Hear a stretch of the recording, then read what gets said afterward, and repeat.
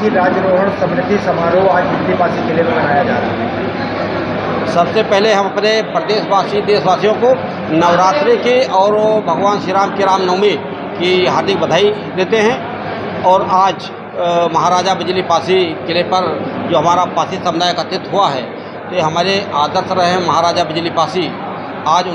लेकिन हमारा समाज लगातार संघर्ष कर रहा है कि हम पुराने अतीत को हासिल करेंगे, जो इतिहास है उसे सीख करके आगे बढ़ेंगे।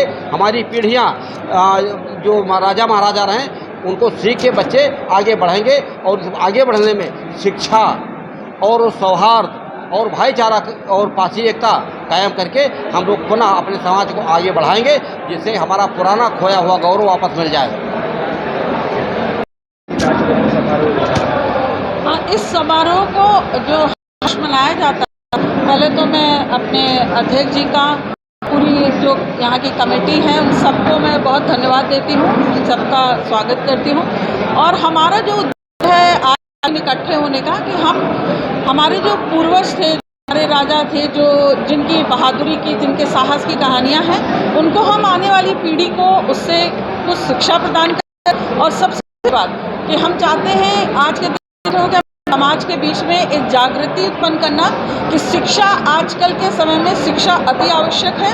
अपने बच्चों को शिक्षित करें, अपने बच्चों को जो हमारे राजा महाराजाओं की जो बहादुरी कहानियाँ उनको सुना करके उनको ये जिस तरह से दलित समाज के साथ व्यवहार पहले होता आया है, हम चाहते हैं कि हमारे आने वाली पीढ़ी हमारे राजाओं से कुछ सीखे कि उन्होंने उस माहौल में संघर्ष करके आज हमें ये मान सम्मान दिलाया है। तो संघर्ष, शिक्षा और अपने आत्मसम्मान के लिए हमें किसी से भी संघर्ष करना पड़े, किसी से भी लड़ना पड़े, हमारे आने वाली पीढ़ी उस लड़ाई को लड़े। और हम जो लड़ाई लड़ रहे हैं उनके लिए, उस के बाद में फिर अगर हमको राजा बनने का आज मौका मिल रहा है तो वो है भारत का संविधान।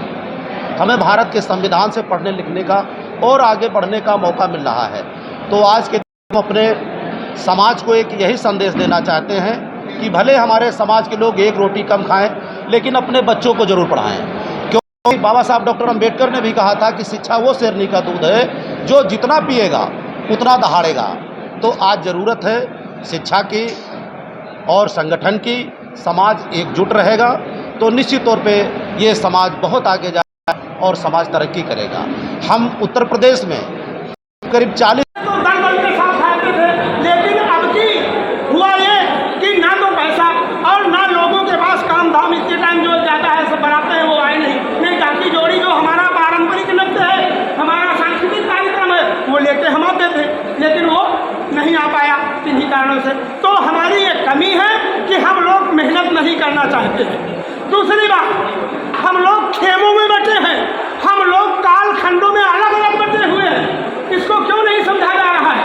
हम लोगों को चाहिए कि समन्वय समिति एक बननी चाहिए, और समन्वय समिति में कम से कम, चाहे वो किसी भी राजनीतिक दल के लोग हों, चाहे किसी सामाजिक सिस्टम के लोग हों, वो कम से कम एक जगह एक दिन बैठ करके आगे की भूमिका निभावें। और वो मैं लक्ष्मी प्रसाद भैया से भी आशा कर सकता हूँ, वो मैं बाबूजी से भी आशा कर सकता हूँ, राम कृपाल जी से आशा कर सकता हूँ, डीपी रावत जी से आशा करता हूँ, और अपने समाज से भी आशा करता हूँ। मैं अपने समाज से ये हाथ जोड़ के विनती करना चाहता हूँ कि आप लोग खेमों में मत बैठिए, कम से कम पासी समाज के नाम से तो यहाँ जो है आए।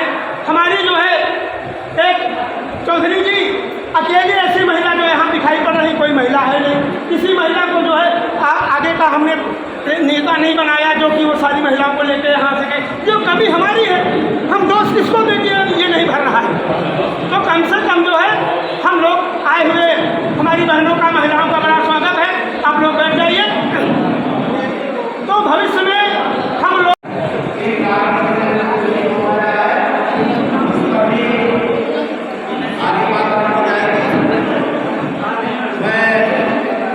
वक्ताओं में